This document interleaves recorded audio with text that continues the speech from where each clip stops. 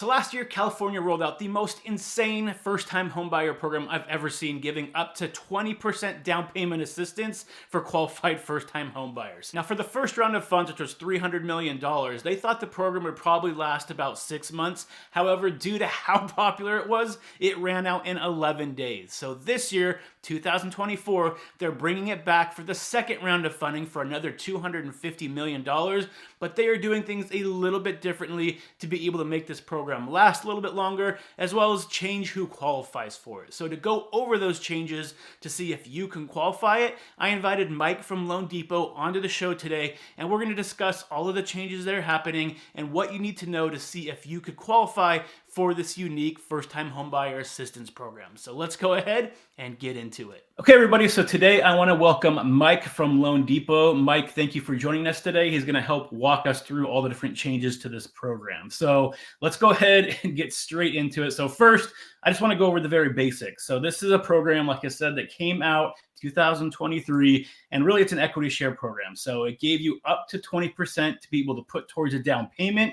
And then basically what happens is when you sell the house, you have to give back that 20% and then 20% of any equity on top of that you made. So it's almost like a free loan that you get for the property that you pay back once you sell the house. So if you want more information about that in a much more detailed way, if you watch this on YouTube, I'll put a video link right up here that you can check out that goes over all the details of the actual program itself. But today we're going to talk about all the changes that have been made in 2024 that you need to know about if you want to be able to take advantage of this program. So Mike, let's go ahead and get into it today. So first thing, what are the biggest changes in terms of if someone wants to use this program, what do they need to do to be able to qualify for it?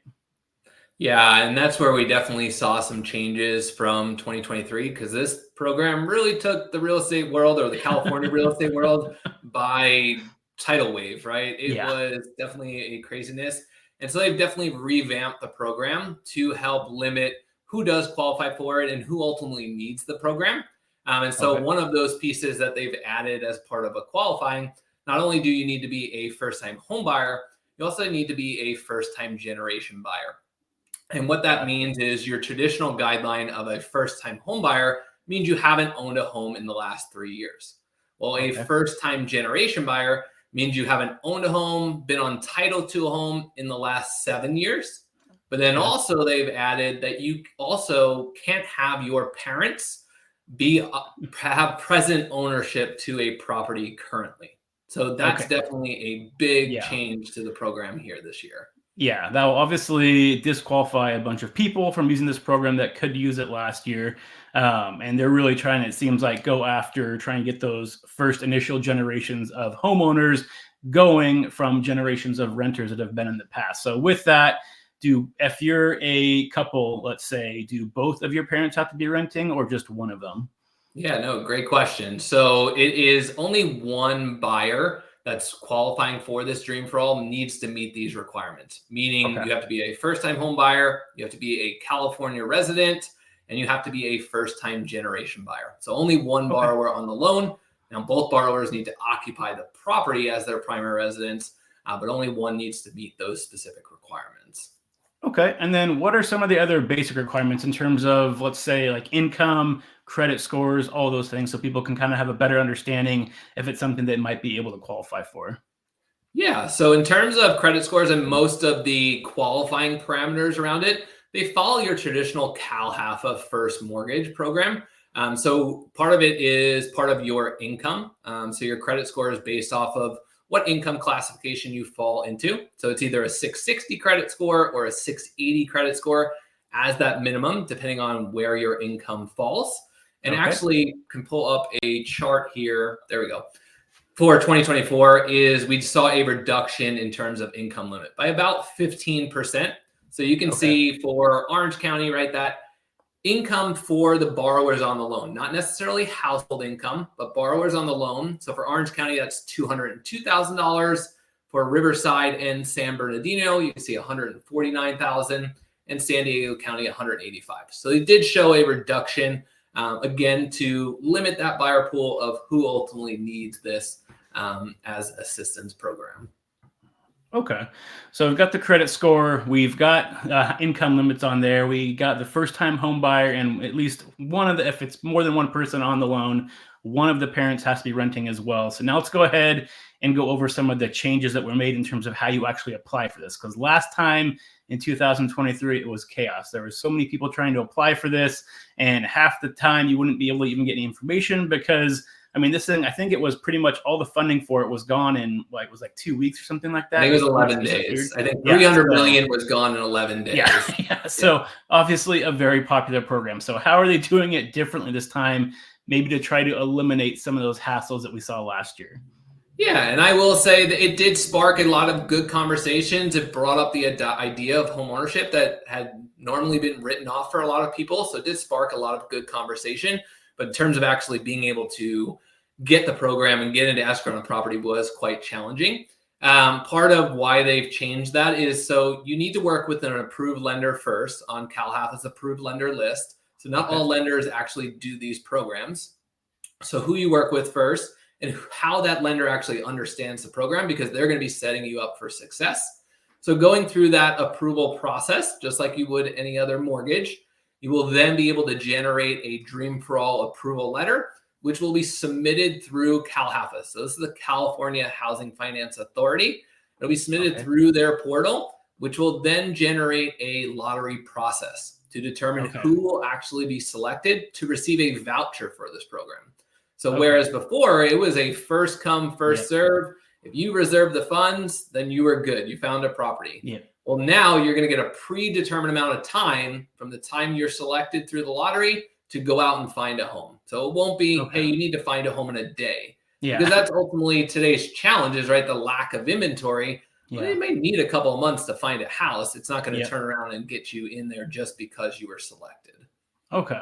So basically you need to talk to an approved lender. The lender is going to go through almost like a standard approval process with you and then help you fill out that application. And then correct me if I'm wrong, but you can start submitting those applications for the lottery system in April, correct? Correct. Yep. Okay. And then have they given any indication on when they're going to actually select people from that? Is it going to be the same month? Is it going to be a while? Any information? They have not. I will say they've been very vague on this program from the get-go for a reason is they don't want to set up the wrong expectation because there are a lot of other down payment assistance programs that could be helpful. So they've been holding it close to the vest for a lot of the details. Okay. And then speaking of if people do not qualify for this program, there are other programs out there that are helping out with down payment assistance. Obviously, the Dream for All one is the big one that everybody's talking about because it's up to 20% down. So, I mean, you could be getting over $100,000 in help to be able to purchase a home right now. But there are other programs out there. So this is not something that if you're not quite ready yet, you're not thinking you're going to buy in a certain amount of time frame, you can still talk to a lender, get the information, figure out what other programs you might qualify for, because even if you don't win the lottery for this one, there might be other programs that can help you get into home ownership that are just going to be as equally helpful and maybe have a little bit different terms to them. Yeah, and that's one thing to point out that you touched upon. They actually, one of the other changes is they did change the maximum loan that you can now borrow for the shared appreciation portion, which is $150,000. So that has changed from before to limit the sales price that people are looking at to help expand the utilization of those funds, right? It was $300 million gone in 11 days, and that helped a little over 2,000 families. So now 200 million, they want that to last longer, right? So the amount that you can actually get on that second loan has been reduced as well. But as they rolled out this program, they spotlighted and said, hey, this should be sometimes a plan B because of the lottery piece. Plan A should be looking at CalHFA's down payment assistance program. That's their My Home Assistance program, which gives you the down payment and closing cost assistance. Same thing in a form of a second or third lien on the property. But in this case, you don't have to share in the appreciation. You still have to pay back that second or third lien. But it gives you a good avenue to get into a property. And that doesn't mean that's the only program, right? There are programs where you can come up with the funds, whether it's gift funds, as low as 3 to 3.5% down, depending on conventional or FHA financing. And then there's also other programs out there like the Golden State Finance Authority that offers multiple down payment assistance programs. So this Dream for All is not a one size fits all. And if it doesn't apply to you, then that doesn't mean that's the end, right? It is the start of a conversation with a lender that does know these down payment assistance programs that can be able to assist. Okay, and I think that kind of brings me to the perfect ending here, which is if someone wants to learn more about this program, the Dream for All program, and how to kind of get that process started to be able to get into the lottery in April, or they just want to hear about some of these other programs that exist out there to help out with down payment, what is the best way for them to give you a call? Is it a contact on Instagram, phone call, email? What's the best way for them to get a hold of you? Yeah, so I actually work on a team with my father-in-law. So we're local here in Orange County. We work hand in hand together. His name's Glenn Henry. But you can follow us on Instagram at the Mike LaSalla Group. And Josh can throw up the handle there as well. I'll put it right there. And definitely send us a DM. You can definitely find our information on the internet as well.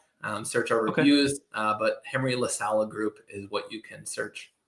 Okay, perfect. Well, Mike, thank you for joining me today because I know this is, again, a hot topic last year. It will be a hot topic again this year. So we want to make sure that everybody out there is informed and have the right expectations in terms of their ability to be able to get this because, yes, it is great. However, it is going to be a lottery system. I can guarantee you there is going to be a lot of people applying for it. So you don't want to pin your hopes and dreams on this. If you get it, great. You're going to be able to get some great assistance, but there are definitely other programs out there. So again, Mike, thanks for joining me today and everybody else.